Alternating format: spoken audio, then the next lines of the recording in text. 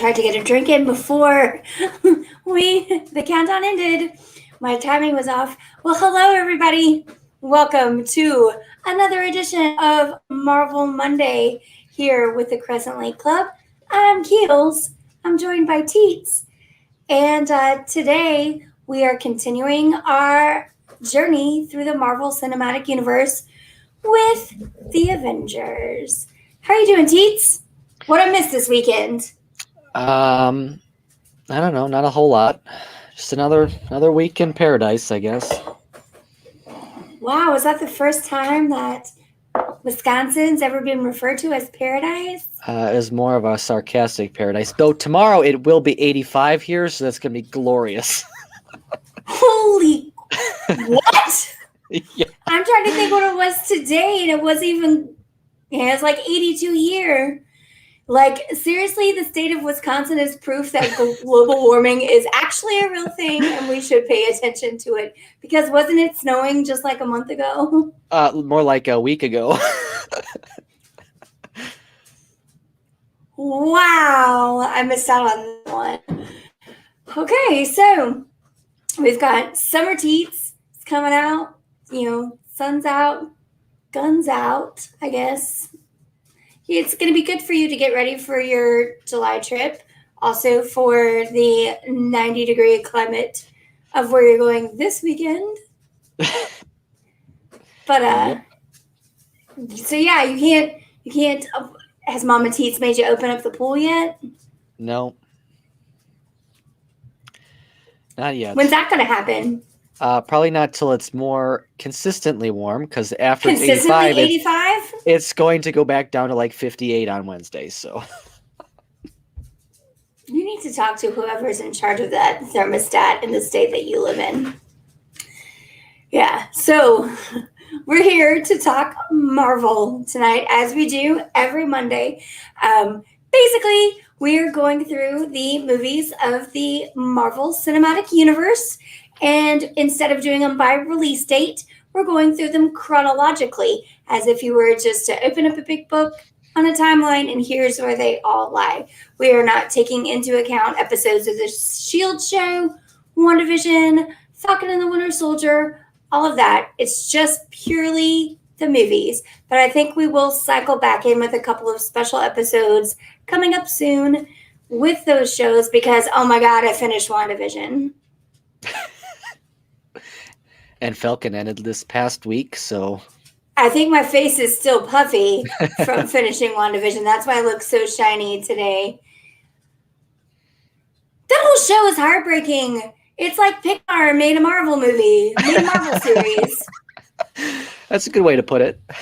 It's like, gosh, her brother's already dead. She has no parents. Why we gotta just do this? Anyway, that's for a special WandaVision show. But again, we talk Marvel every Monday. So if you're watching us live on Twitch, hit that purple follow button. If you're watching us right now on YouTube, hit that red subscribe button and the bell notification so you'll get notifications on when we go live. We also talk about a bunch of other travel-related things, some movie things, some Disney things, everything else throughout the week. But if you don't follow us on social media or our blog on crescentlakeclub.com, you can find notifications when we go live to talk about stuff here. So we have some fun Marvel stuff to talk about before we get into the Avengers, which I'm really excited. We've made it through the trash movies. I don't care whoever says Thor the Dark World is the worst Avengers movie ever made. No. Listen, it's Incredible Hulk and also one of the Iron Mans. Nothing will ever be worse than Incredible Hulk. But it's cool that we're talking Avengers because 2 years ago today was the opening day for Endgame, which is a movie that I watch literally like every other day. I do. But so we got some fun Marvel news this past week. We got another leak into a show, Amelia Clark. So she was on Game of Thrones, but that's a TV show that Teets has never watched. I have to take this headband off. It's just going to keep bugging me because that one little girl is hanging out. Emilia Clarke, who was Khaleesi, Daenerys Targaryen from Game of Thrones, kind of leaked on her social media that she was going to be in a new Marvel series called Secret Invaders. I don't remember exactly. That sounds right. So basically, she's part of a shape-shifting group that lands on Earth, and boy, it sure does sound like we're getting a show about the Skrulls from Captain Marvel. And I'm really excited about that because, as we know, I love the whole mythology of Captain Marvel, and I think what she does, and as we saw in WandaVision, really carries over into Cycle 4 of the Marvel Cinematic Universe. The other really cool thing, and I can't believe Teets is not excited about this, is if you guys watched the Super Bowl at all this year, you know that, or NFL playoffs, you know that Nickelodeon did a kid-friendly broadcast of one of the playoff games. And lucky for me, it happened to be the Saints playoff game. So I got to watch it on Nickelodeon. It had like sliming every time you scored a touchdown and super fun stuff. Well, a New Orleans sports franchise gets to be part of a Marvel-themed NBA broadcast on Monday, and that is the Crescent Lake Club's favorite basketball team, the Pelicans. You should be excited.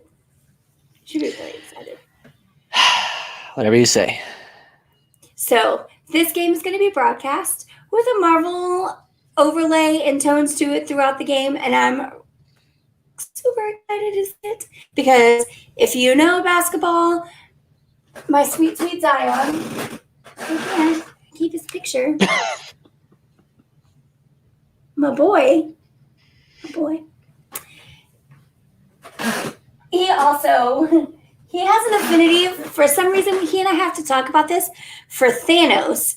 But so all the preview pictures and a lot of his media day pictures last season and this season showed him posing with Thanos' gauntlet from Infinity Wars and Endgame.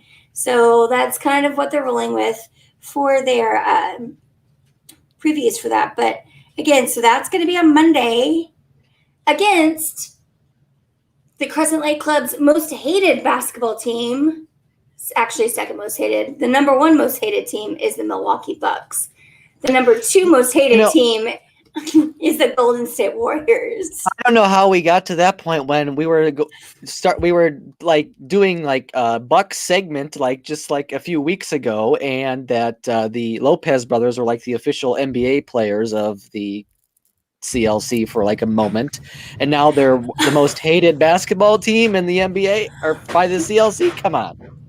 Well, only one Lopez brother is a Buck now. So listen, we gotta go.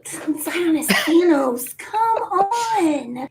So yeah, so that's gonna be super fun. It's an ESPN broadcast on Monday. That's at 6:30. It's here in New Orleans. And it's at 6:30 on Monday, a week from today, on ESPN. And it is a Marvel-themed broadcast of the game against the Golden State Warriors. I'm sure Steph Curry is going to shoot for like 90, probably break his last three-point record, because Lord knows the Pelicans can't stop a three-point shooter. Perimeter defense is not our thing. But other than that, with no spoilers, we got a conclusion of Falcon and the Winter Soldier this week, which also gave us a brand new merch line available on Shop Disney of some new Captain America stuff, and also a hint from Disneyland that they will be offering a new in-park meet and greet or photo opportunity. You want to talk about that a little bit more? That's basically it. I mean, it was, but okay. I want to add there was another piece to that. We also got news that there may be another Captain America movie in the works. Gee, I wonder if my neighbor is going to be in it. And just a correction to your earlier statement, your first news item, it's Secret Invasion. Is that what it is? Secret Invasion, not Did I call Secret it Invaders? You said Invaders. Okay, well, thank you. So The Bucks are still the most hated basketball team at the CLC. Oh, Like, it's not even close. Like, if this was an episode of The Circle, like, we wouldn't even have to go meet about it. So now back to what we usually do. You have any other Avengers news you want to chime in with, Teets? I think that is it for this week. You're very proper today. This is scaring me. So we're on now to the Avengers. Finally, the gang is all together, or they will soon be. I'm going to admit this is the very first Avengers movie, Marvel movie I ever saw. I didn't go see Iron Man, so I saw this movie when it came out in the theater in 2012, and it kind of got me hooked on everything. It's, to me, it feels long, even though when I went to go look at the runtime, it's just a hair. It's like 2 hours and 20 minutes, but it feels at some points like it's 4 hours long. There's a long, boring, chatty segment in there. But it's cool to see everyone in there. We will get to see that this is when Hulk has been recast, and Bruce Banner / the Incredible Hulk is now played by Mark Ruffalo. And when I was doing a little bit of research into this movie, it's kind of crazy when I look up characters that I truly care about and their origin stories. So I was like, okay, who else was in consideration to play Hawkeye? And it was always Jeremy Renner. So if I were to ask you, Teets, who else could you potentially see them considering to play Natasha / the Black Widow? Who would you think? Because she was not their first. Scarlett Johansson was not the first choice of the studio when they were casting this movie to play the Black Widow. I don't know. That's a good question. I don't know. Trying to think of some another action-y type female. Oh my gosh! Your mind is going to be so blown when I tell you who it is. Yeah, I know. My first thought is kind of I could see Brie Larson also doing that too, but she wasn't really a known quantity.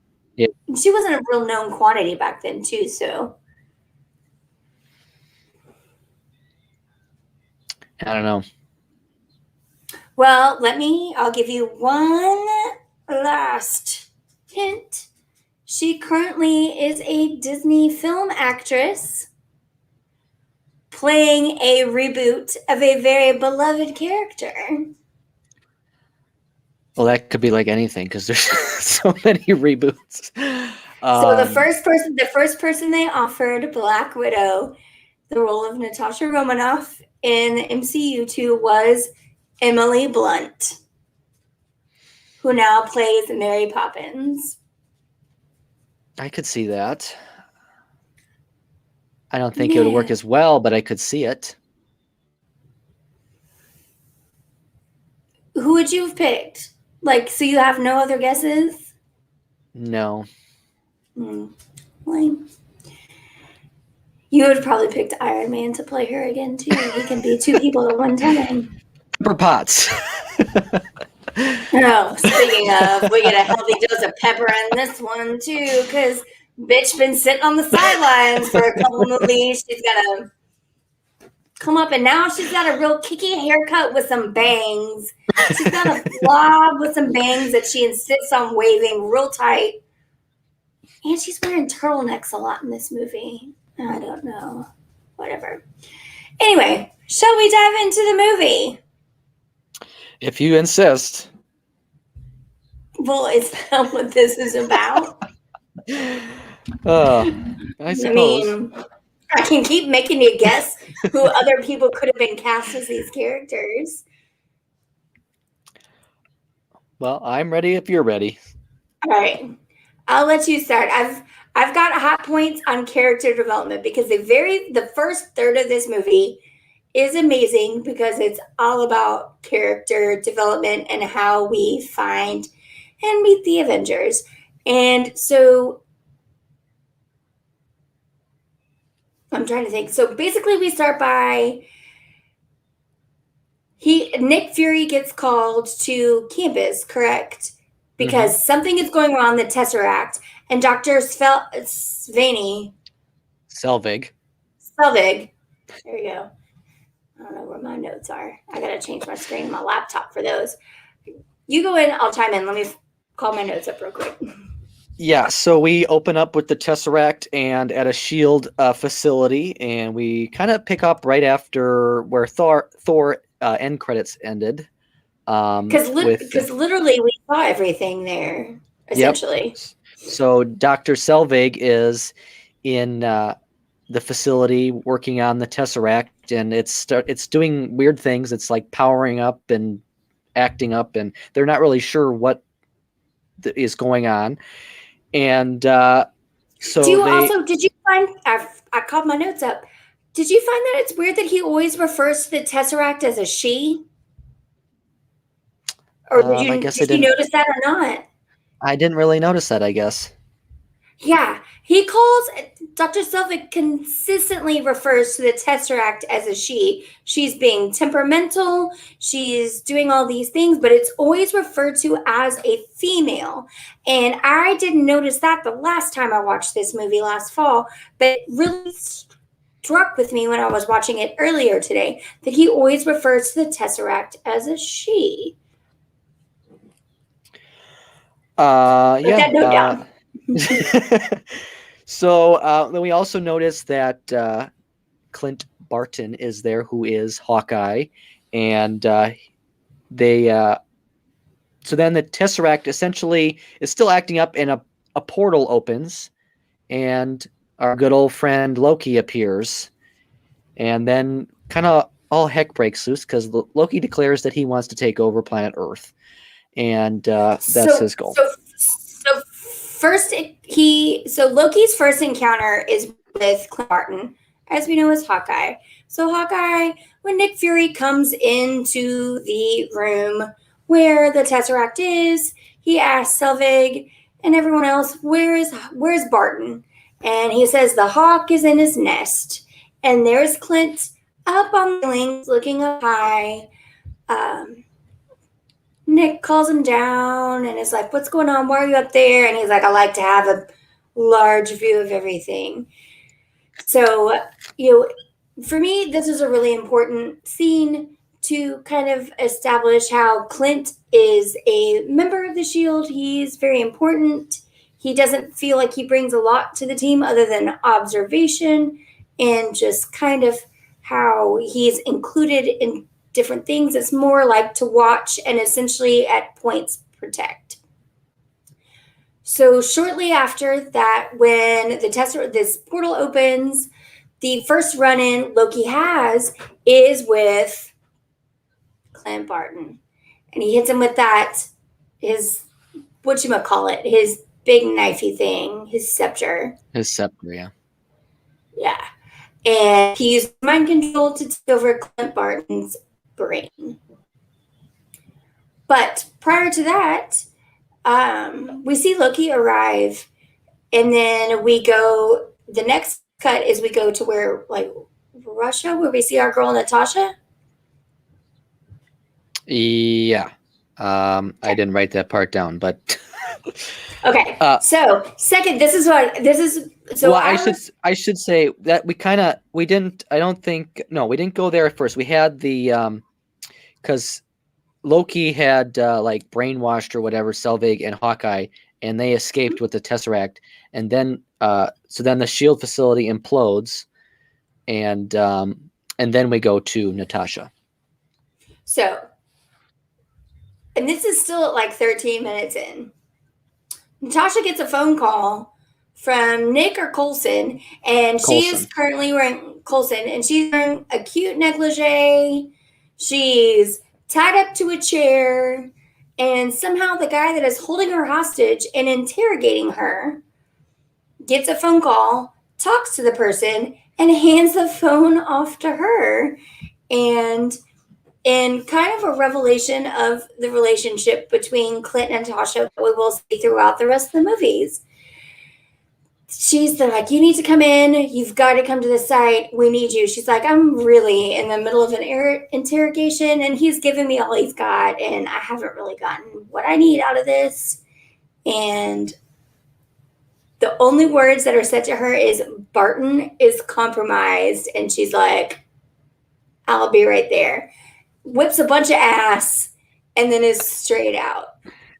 So the relationship between Hawkeye and Black Widow is already super tight by the time we do Avengers. We'll see a lot of more of the backstory to that as we go forward in more of the movies. But that's like, to watch her, I still stick on that. Watch her face change, and she's like, when she hears that Barton is compromised, she's out. She's done. She's gone. And she arrives at the facility where then what happens? Well, before we get there, because Natasha then goes and her job is to get Banner. Now they're recruiting Banner in, and he is in India trying to lay low, and he's playing a doctor in India and helping people there. And so Natasha finds him and brings him in.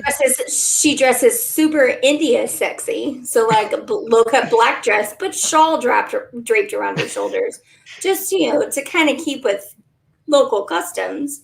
But yeah. She goes to meet. We see that Bruce Banner is not shitty Edward Norton. Yep. Apparently, all of that energy has changed him into a brand new and a better, more handsome actor. It is now Mark Ruffalo. And so then we go to and Coulson is sent to get Stark. That was his job. And Fury is off to get Steve Rogers. So, and this kind of connecting back to another end credit scene, Fury gets Rogers in the boxing ring where he's whipping apart the bags, and Steve isn't exactly thrilled with the whole Tesseract idea and having to come help with that. But he literally says to Nick, "You never should have got it out the ocean." The other thing is like, I can't remember what the premise was, but Nick is like, do you want to miss out on this? And Steve is like, I've missed out on 70 years. They told me when I was going to sleep that when I'd wake up, the war was over, and I woke up and the war is still here and it is still going. So Steve has a lot of issues with Nick and with the state of what Nick's capacity and what Nick's control and all of those things are going through. So Steve, not super thrilled. Will he be thrilled when he meets Tony Stark? I'm going to say no. What? Then we get to, we're kind of flashback to Loki, and he is using his scepter to talk with some alien-like person up in space. We're not exactly sure the whole story there just yet, but he is communicating. Apparently there's something bigger going on here than we really know. Gee, I wonder who it is. Do you think you know? Well, could you guess? If I bet you $20 right now, would you be able to guess? Yes. Okay. But so then we get, and they all come together on this ship in the middle of the ocean, which we learn to find is not just a ship. It also flies. So the helicraft. Yes. And they all meet, and they find out Loki is in Germany. And he is in Germany to basically use some guy's eyeball to get what he needs. but he also, of course, starts terrorizing the crowd at this gala. And this is where we get our first little action scene with the Avengers, and Cap and Natasha and Iron Man all fly in to try to save the day and rescue the people. And at this point, we see Hawkeye again. He is still compromised, and he breaks into the facility to get what Loki needs for this. He's getting iridium to stabilize the Tesseract from acting up, and they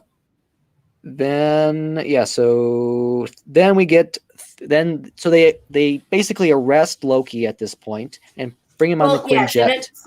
Natasha and Steve show up, and Steve does what Steve does and tries to fight Loki the best he can. And then Tony Stark gotta just jump in and basically forces Loki to surrender. So they have him arrested, or whatever you want to call it, on the Quinjet, which is detained. A recurring we'll call it detained. Which is a recurring aircraft throughout all of the Marvel movies. And then we meet Thor again. Thor jumps on top of the aircraft and is there to take Loki because Thor has got unfinished business with his brother. But of course, Cap and the rest of them are all like, hold up here. We're not done with him either. So let's take it 20. Let's chat this out. Is basically what they're saying. So they kind of explain the situation, and then Thor decides to join them to help their little mission, or whatever you want to call it here. And so I do want to take a quick timeout on here. So at this point in the Avengers movie, we have all of the main characters are assembled. See what I did there? So we have Natasha, who is just a spy and a hand-to-hand combat person. We have Clint Barton, who again is also another spy and just an archer. He doesn't become bad until later. We've got Tony Stark, who is Elon Musk, but a lot more creative. A lot less pot, a lot more advocacy is what Tony Stark is. We've got Steve Rogers, who is basically a product of the CIA gone wrong. We've got Bruce Banner, again, another project from not the CIA gone wrong. And now we have Thor, who actually is an extraterrestrial god. Am I missing anybody? Nope, I believe that is it. I just want to know how Nick Fury was able to source these people, because there's no Indeed site or anything to make all these kind of people come together. And I think it's really important because we see that the ones he's been the most in touch with that knew his mission all along have been Romanoff and Barton, the two commonplace, normal, everyday people. Would you say that's fair? Yes, that's fair. But you gonna throw anything else out there? No, I don't think so.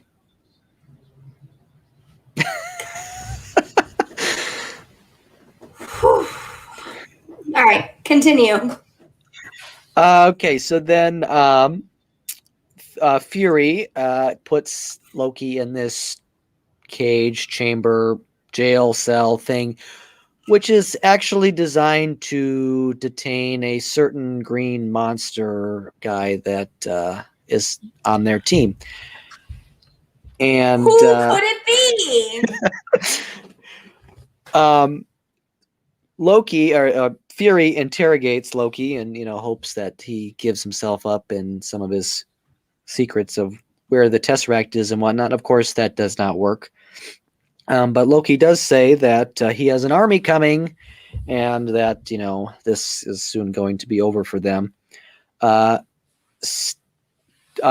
Stark and Cap aren't exactly on the best of terms. They're starting their little arguing fest around here. Can we be honest? Have Stark and Cap ever been on the best of terms? No, but I think it really starts to pick up here. You start it hits. It's going to hit. They will never ever ever see eye to eye because Cap always wants to protect the good and the greater good and do the right thing, where Tony is sometimes just like cocky and won't take any other advice, and I'm just going to do this because I'm smarter and I'm better. I have more money and I have all the access to things. So again, this is a great point that we will see the rift between they were never friends to begin with. The rift between the two of them just gets greater and greater and greater once the human capital becomes involved in it. But they're both Steve is more dubious of Tony than Tony is of Steve. That's, I guess, the takeaway I get from that. What do you think? I think that's right. I don't know. It's whatever. Steve doesn't really trust anyone that doesn't physically fight or doesn't physically do anything, that relies on just straight technology, because also he's distrustful of technology because that's how he is this person that he is. He lost 70 years of his life because they injected him and put him in this capsule. And the world is different. He could have had everything he wanted to have in his life, but it was technology that did it. So he's already distrustful of technology. And Tony comes in all cocky about it. But the only way that Tony can fight is with words, which is never going to do it, or technology. He can't physically do anything else. And I just don't think, well, we'll see. There's just no way that oil and water is ever going to come together. Yep. I'm gonna say yep. God, our podcast is just gonna sort of number one tomorrow. I know. So then we move on, and Steve, Banner, and Tony start to question what the heck is going on with S.H.I.E.L.D. They're like, well, we're finding some things that don't make a whole lot of sense. And Rogers goes off and sneaks away and tries to find some things. He doesn't sneak away. He's a grown-ass man. He can do whatever he wants. While, of course, Tony... This is the part of the rewatch where I start standing for Steve Rogers, because I super hate Tony Stark. And so instead of doing that, Banner and Tony, they are researching in the computers. They're trying to find their own dirt on S.H.I.E.L.D. And Natasha is off on her own, and she's talking to Loki at this point. And Loki kind of threatens her with the killing Barton and stuff. And so that, I forget what, there was some revelation there that she figured out. Oh, I think he was gonna. Loki wanted Banner to turn into Hulk on the ship to kind of create destruction. Mm-hmm. And so then Fury is off, or Fury comes in and is confronted about what the heck's going on, and Fury kind of tells, y'all are the Avengers. But he also says that, yeah, we're using the Tesseract to create some weapons because we can't fight all these battles on our own. So, because we've got two normies, one Elon Musk, one God. The God was a gift, so we're keeping the God out of that equation. So we got two normies, an Elon Musk, a CIA disaster. That's Steve Rogers. I still love you, Steve. And then somehow you ended up with this God, intergalactic God, that decided to join your realm. Did I hit everybody? Oh, and then Banner. And Banner, yes. Yeah. So yeah, we need people that aren't two normies, and Elon Musk to help us. So of course, there's an argument that ensues, and uh, they use the scepter to help, or I should say, the scepter is used by Hawkeye to help locate Loki. So they find him, and Hawkeye blows up one of the engines of the helicarrier, and so now there's mass chaos on the ship because they're going to go down. So then at this point, the Natasha and Banner fall down and into this room, and Banner is starting to get worked up, and Natasha's like, "Oh, hold on here. Let's calm down. Let's not do this." And Banner turns into Hulk. So exactly what Loki wanted happened. And Steve and Tony head off to repair the engine. Hulk is trying to attack Natasha, but then Thor comes in and tries to save her and stop Hulk. Then a plane comes in to try to stop the Hulk, and the Hulk jumps on the plane and eventually falls off back to Earth and into this like old factory where this guy finds him naked. Now Banner's now back instead of Hulk, and this guy finds him naked and throws him a pair of jeans.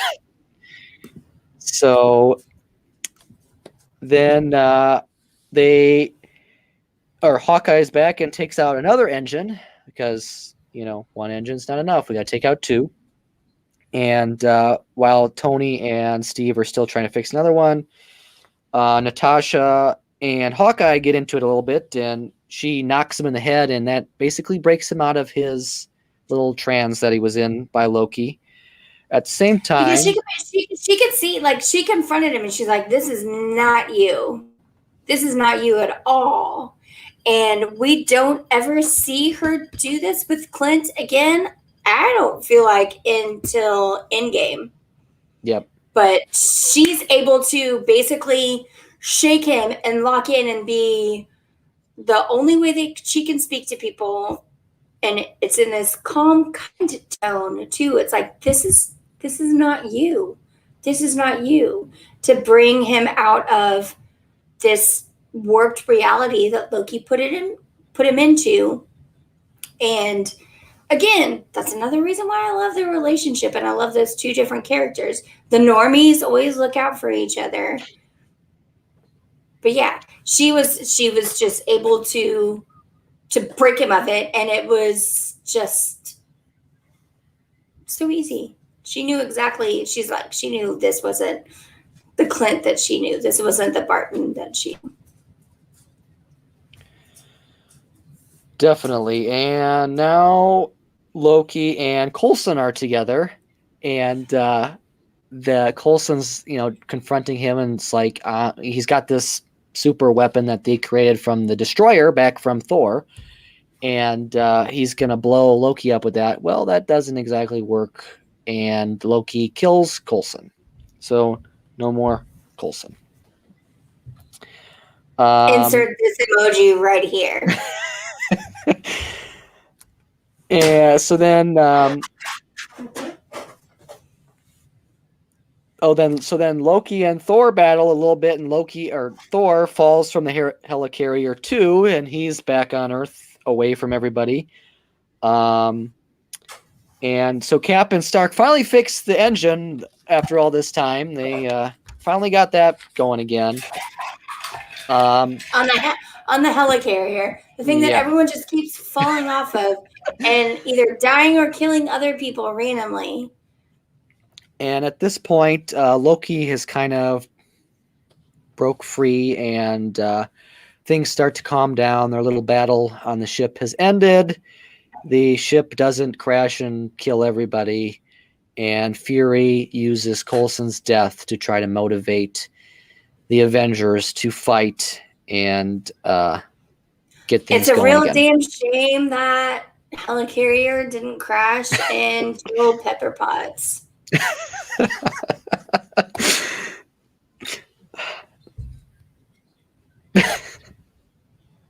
Listen, she was there. She was around, and she had a lot of hot opinions on everything that was going on. Tell me Can't I'm argue with wrong. that. Tell me I'm wrong. I can't argue with that. Yeah. So then they kind of figure out that Loki is going to use Stark Tower to open up his portal because Loki loves to put on a show, and why not use Stark to do so? And so Stark, being Stark, flies in his suit and finds Selvig atop the tower with the Tesseract and his little contraption that's going to power this up. Can we take it 20? Yep. Loki was 100% feeding into Stark's ego. 100%. Absolutely. Because what is the best photo op? Is Stark in his suit taking down this nefarious man at Stark Tower just constantly. Like, this guy's ego is the biggest flaw of every single one of these movies, and they all know it. Every single villain knows it. Even Clint Barton, who is not truly a villain, knows that Tony Stark's vanity takes everything down. So it's no shock that Loki, who is actually a really, really smart agent of chaos, I'm not going to call him a villain because I don't think he's a villain. I think he's just an agent of chaos. Because ultimately, I will prove to be right on this statement. He's an agent of chaos, not a villain. But Loki knew he could also get attention by playing to the guy with the biggest ego and the biggest attention centered on him, which is Tony Stark. That's fair. Don't I think at this point though in the storyline we are led to believe that Loki is a villain. We'll learn later on that he's not so much a villain, but we not there yet. We passed the 30-minute mark, so That's yeah. So then Loki and Stark talk. I love this because I totally throw Teets off on where he's at. He did tell me that he had 3 pages of notes, and I wasn't sure, was that 3 pages of notes from the first half, the second half, or the entire movie? That's interesting. Normally, most of these movies I've only had a page and a half to 2 pages. So this movie we've got all the way to 3. Because it feels like 4 hours. Yeah. So Loki and Stark have a little talking fest here, and Loki's all like, "I'm gonna beat you," and whatever else. And Loki tries to brainwash Stark, but it doesn't work because Stark has his arc reactor in his chest, and that blocks his little powers. So Loki instead throws Stark out of Loki's Stark little Tower. powers. Loki's little powers. Little powers, like your baby powers. Like Tony Stark has huge powers, but Loki just has. So Loki throws Stark out of the tower, but Stark's new suit comes to save the day and save Tony from plunging to his death. And I wonder who got him that. But at this point, then Here we go. The Tesseract is activating and opens the portal up, and Loki's little army comes and flying in, and they start to destroy New York City. Thor then arrives because Thor is now back. What I want to point out, what the caper that is about. So I have 4 very specific battles that I'm going to recall as we get down further in these Avengers conglomerate movies. This is what I'm calling the Battle of New York. And so then Thor arrives to battle Loki. Natasha, Hawkeye, and Cap arrive in the Quinjet in New York, and of course war ensues. And then all of a sudden this giant metal beast whale thing starts floating through the air, and they're all like, "What the heck?" Then Banner shows up on a motorcycle because apparently he has a motorcycle now. And Banner He's got to work himself up to badass somehow. Banner then says he can control himself and turns into Hulk on his own rather than being angry Banner to turn into Hulk. So Hulk destroys the Beast, but then of course like 3 or 4 more come through, and it's like, well, this ain't working. So and then at this point, we get a little gratuitous use of ain't is real impressive because Woody and I have been working on him for years to make him super Southern, and now it's just starting to take. And I'm real impressed / proud. So Continue. then we flash over to Fury and the World Security Council, and the World Security Council is like, we're sending in a nuclear bomb. We're going to blow up New York City. And Fury's like, hold up here. Let's not do that. Let's take a 20. And then Hulk works up his way up to the top of Stark Tower and sees Loki, and I forget what Loki says, but Hulk doesn't like it, and of course just smashes Loki around into the ground and says that Loki's puny or whatever. So then Selvig, we jump over to Selvig, who's on top, and he smashed his head or something, and now he's freed from the powers of Loki, and he figures out that he is kind of set a safety into this whole thing that could potentially stop the portal and close it. And so then, because Loki's scepter can close it out. Yep, we're not there yet. Jumping ahead. So then the nuclear missile is launched after Fury tries to stop it. He launches a missile at one of the planes before they jump or get off the helicarrier. But the second carrier, or the second plane, is the one that has the missile. And so the missile's on its way. Stark's like, I got a plan. Natasha's like, I know how to close this portal. And Stark flies and grabs the missile in his suit and riding the missile like it's a roller coaster or something, and then turns it up Stark Tower and sends it directly through the portal. And the missile directly hits whatever their little like army headquarters is on the other side of the portal, and all these alien people go dead. However, Stark is in space and he's just kind of free floating down, and they're not so sure he's going to make it through the portal. Well, lo and behold, of course, Stark survives and comes through the portal. He's falling. His suit isn't powered up, so Hulk saves him before he also then dies. And that's kind of the end of the battle. We get on to Thor, or they kind of all get together, and Thor is going to take the Tesseract and Loki back off Earth. The World Security Council is not too thrilled with Fury and how things ended up. And they should be mad at Tony Stark, because what Tony Stark just did with the missile ruins everything else down the line. And show me the lie. Sure, I guess. We're gonna do Stanley cameo is at the end of this film. He is interviewed by a TV person and asked about the Avengers saving the day, and he's like, I don't care, and goes back to playing his game of chess in New York because that's Stan Lee. And we get to end credits, and we meet a certain somebody who is going to be probably the most influential villain in like modern movies these days. I mean, it's like the end all be all villain for the next, I don't know how many, like 15 movies that are in this arc.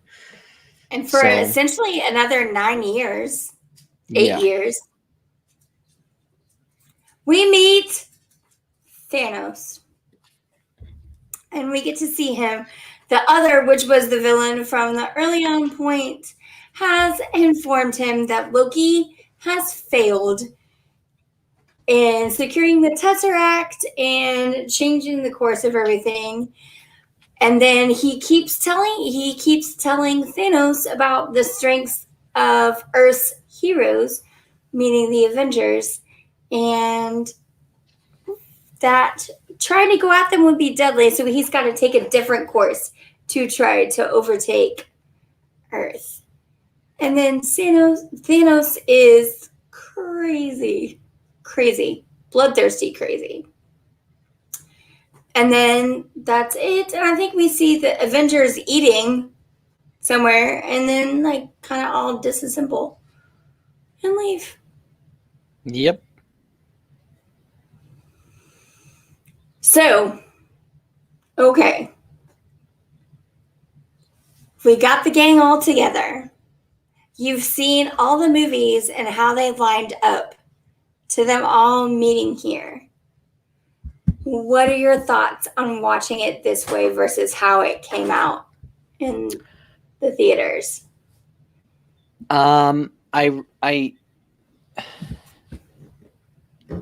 really liked I liked how we like picked off right up after like Thor, which we just watched, and then I liked how we saw kind of, I mean, part of it is because we watched them kind of so close together in this, but then also having that scene where we pick up off of the end credits of Captain America too. So that was part of this film, and everything just kind of comes together, and we really see where this is starting to go. And I just think everything. Obviously we didn't. I think the only thing that really from this way, watching this way, is Captain Marvel isn't part of this yet. So that's kind of the one that's probably the most distant from this set. Her conversations with Nick Fury on setting up this group is what that's so yeah. She currently doesn't fit, but her dealings with Nick Fury and everyone else back in that day totally fills out that point in the timeline between Captain America and I guess first Iron Man. Yeah.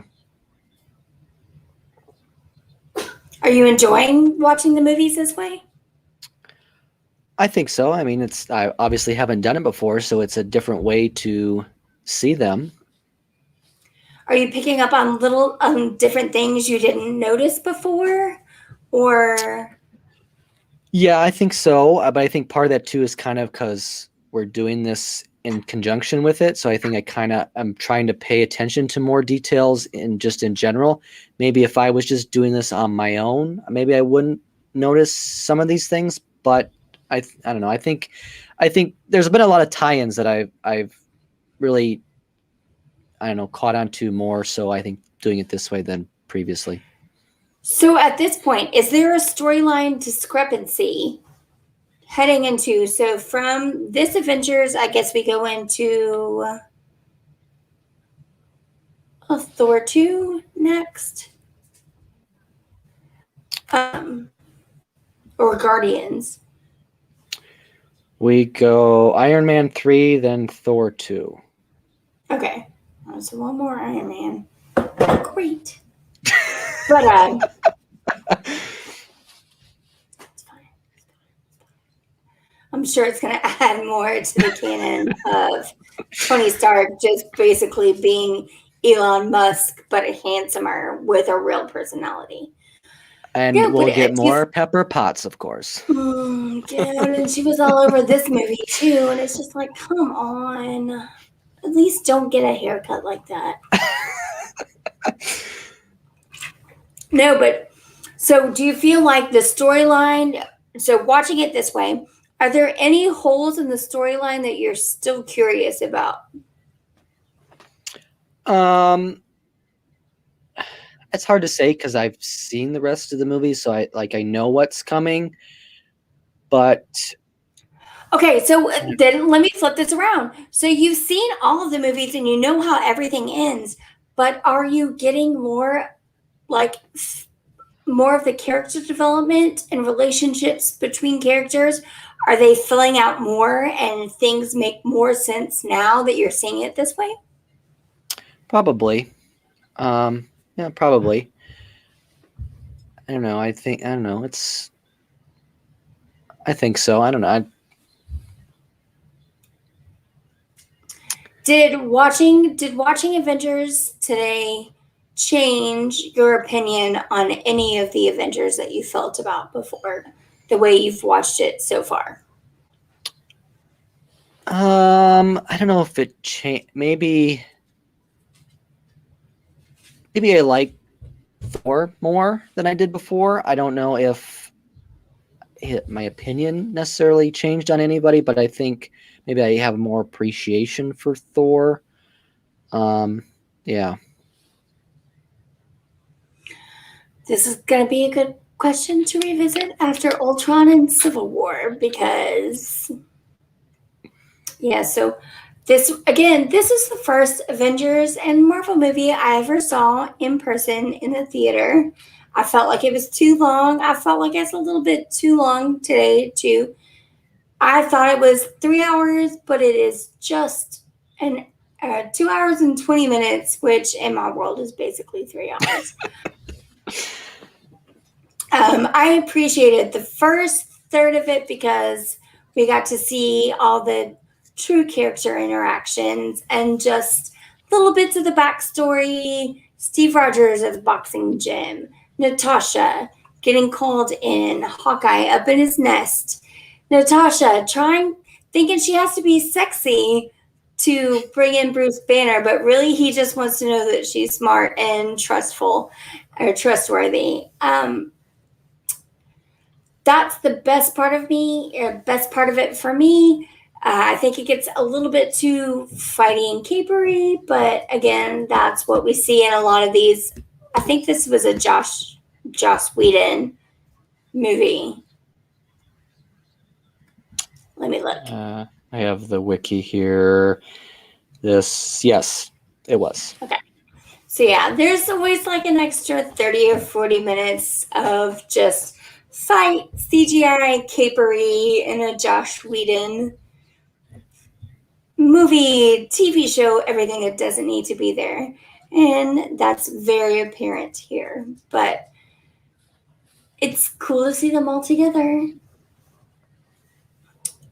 So, how would you rank this, Teets? Just a rating 1 to 5, or where it's 1 to so 5. far. And okay. I would say probably a solid 4. Because I think you're really starting to see everything kind of come together. Obviously, like you said, it could have been a little shorter, maybe, but I think we got some good looks at. We got some new kind of character development. We got some, obviously story tie-ins. Then we meet at the very end our main villain for the whole thing. So I think it kind of brought everything together. So, do you think when you saw 2012 and Endgame came out 2 years ago, so 2019.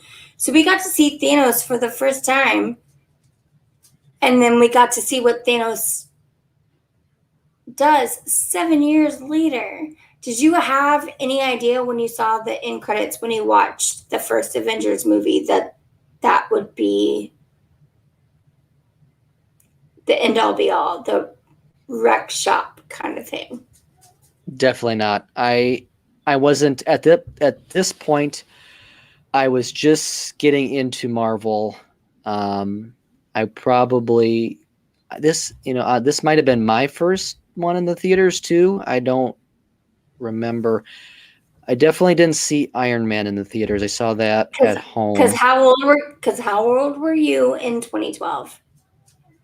Middle school, I believe. Middle school. Yeah, 7. No, yeah, no. I would have been I'd been high school. Freshman? I don't know. 7 years ago? No, that's longer than it's 9 years ago. Yeah, so like 8.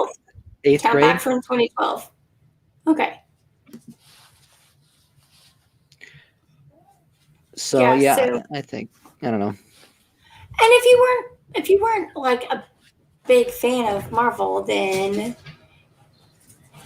it wouldn't have been that big of a deal. But yeah, to now see, then you see Thanos for the very first time, or know of Thanos for the very first time, and how it plays out with the rest of them. And then again, they don't really keep a whole.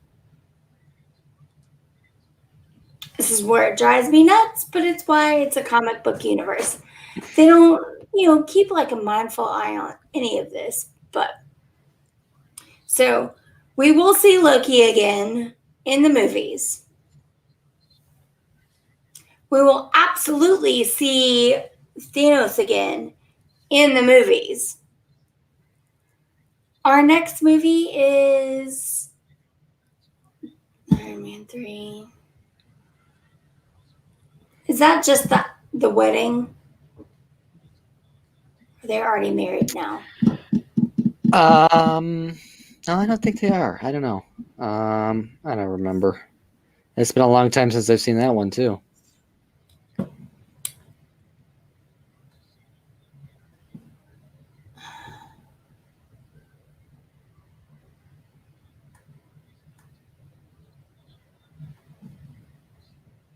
I'm trying to look in the wiki, but my internet sucks.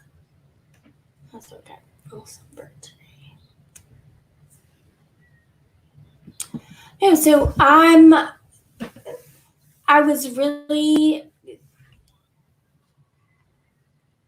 watching the Avengers again made me really happy because I do truly love those characters other than Tony Stark. And I think holistically and organically, like when I watch these movies, I understand what Nick Fury was trying to build for a team of ultimate defenders of the country and the universe. And he wanted to make sure that all of his bases were covered. He wanted, we're going to see Clint Barton is not always going to be the best person that you need in your life. But you know what? All of us are flawed. Uh, Natasha Romanoff just absolutely is a fearful friend, fearful defender of everything she believes in, everything she loves and trusts. You get, now we get in the Mark Ruffalo Hulk. You get to see more of the science mixed with the humanity and what it means to like Hulk out. And it's not just the science and physical toll it takes on him. It's more of like the emotional toll and people who view him that way because he doesn't want to be like that. Then you get, Thor, he's a god. He should just do all of the movies with his shirt off, to be honest. And then you get Tony Stark, who has all of these things and this big ass brain and can build all these things and just wants to marry Pepper Potts. I don't get it. But whatever. Iron Man people will, I guess. You like Iron Man. Do you like Pepper Potts? I don't hate her as much as you do. She's not my favorite either, but Did she bring tolerate. anything? Did she? All right. So let's do on a scale of 1 to 10. What did Pepper Potts bring to this movie? Because she was in there quite a bit. To this movie, probably not a whole lot. She brought like 1. She was a 1. Yeah. I mean, Tony tried to call her while he was flying to his what he thought death. She did not answer the phone, so that was real helpful. Typical, yeah, super helpful. Typical self-centered bitch. She just can't be available. I guess she was, you know what? Maybe she was getting them bangs cut or like Kiki hair. I don't know. She was too busy watching the news. They had the phone next to her. She couldn't hear it ringing or whatever. She was like glued to the TV.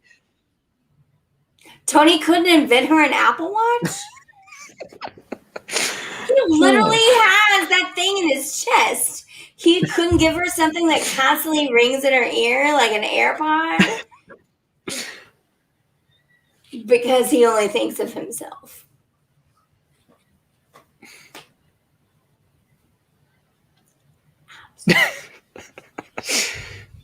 And it comes up in Endgame too. So I guess our next episode will be Iron Man 3, which is amazing because Pepper Potts is actually in the movie poster. Good God, I didn't know that. I was just trying to download a picture for the background and for media for next week. So Pepper Potts is sexily saving. I'm going to share my screen with this because it's so ridiculous. We get some War Machine in the next one too again, who was not in this film. Ooh.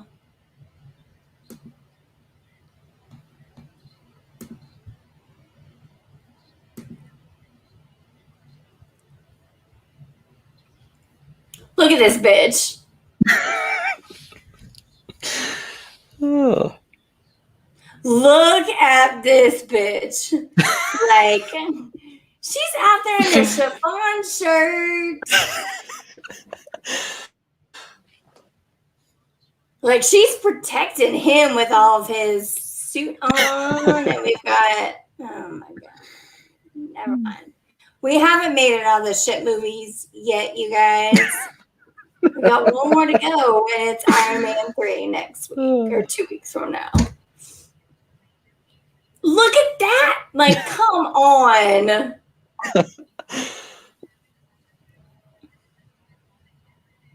don't even remember her having that big of a part in the movie.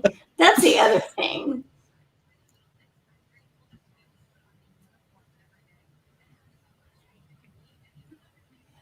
Anyway. Oh no, did I freeze? Oh, You're back. Boy, infrastructure. So great down here. So great. I'll show you all the big hole on my street. Teets, any Disney news you want to drop on us? You want to talk about real quick before we close this up? Well, Disneyland opens this week, so that's kind of big. First time since the pandemic. We also are getting some Disney Wish news on Thursday. So interested to see what we find there. I don't know if there was anything else. Did they change all the panoramas on the People Mover to Wreck-It Ralph? No, People Mover is the same except some fresh paint. It is exactly the same. People Mover opened, and do you feel like not changing those panoramas out, like where the hair dryer and all that stuff is, was a missed opportunity? Maybe. I don't know. Don't mind it. I think it's kind of fits the whole like future but retro future that kind of Tomorrowland has been known for, because Tomorrowland is a lost identity. It tries to be futuristic, but then also doesn't, but then also has Monsters Inc. because that's futuristic. I don't know. They're monsters. Also, I don't know how Wreck-It Ralph would be futuristic either, but that's been said to be coming forever now. He broke the internet. But he's a vintage game. It's perfect for People Mover. You just made the entire argument. People have been moved, and we are moving on. Anything else? We talked about Trader Sam's. I'm very happy with how they replaced the headhunter. I just call him the headhunter. I didn't know that was actually Trader Sam with Trader Sam's little like sales station at the end of Jungle His Cruise. lost and found. It's a lost and found. He goes and takes all the belongings that all the people leave on the Jungle Cruise, and now he's selling them because, like Disney, he's got to make a buck. Well, this is about to be our trailer video. I'm not the first one to make that argument, by the way. I saw that on Twitter. But that was real emphatic. Your Tia Angela gonna be super excited that you found your voice. Super excited. All right. Any other Marvel news or Marvel things you want to talk about tonight? I think that's it. All right. Well, actually, I do have to ask: are you going to be getting that Captain America Spirit jersey? I have to watch Falcon and the Winter Soldier first. But probably, is it Sam? Is it for Sam? Is it for my neighbor? It is. Well, then probably. I'll just go ahead and order it now. Because he plays pool at my local, which I got to be honest, I did my first bougie ass bucket list thing. And I walked in last night. It's like, look, here's a 6-pack of blue sky black cherry soda. Will y'all just keep this back there and mix it with Tito's for me? And they're like, yup. Wrote my name on it and put it in the cooler in the back. So every time I come in, they're going to pour me a double Tito's with some blue sky black cherry. Unbelievable. Listen, this is, sometimes you get old and shit sucks, but you get old and there are perks like that.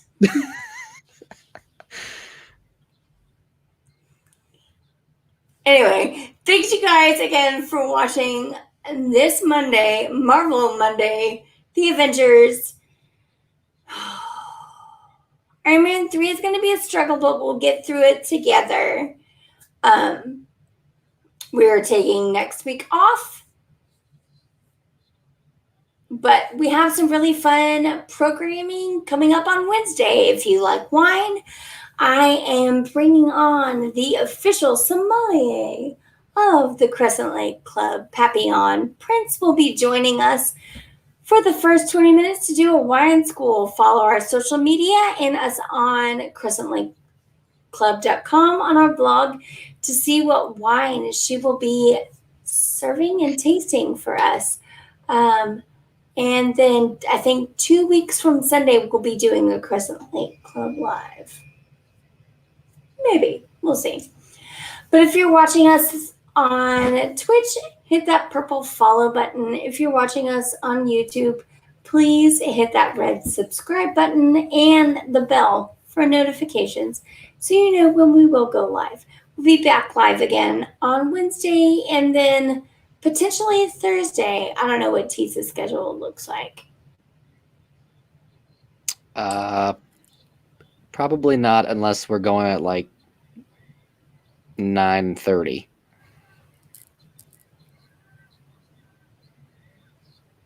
You can't stream about the Disney Wish. I have my last football game.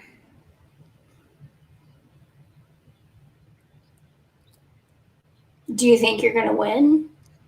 I always think we can win, but does it actually happen is the next question. Give me a percentage. Should I bet on you? No. So you are an underdog, like a plus 250. Yeah.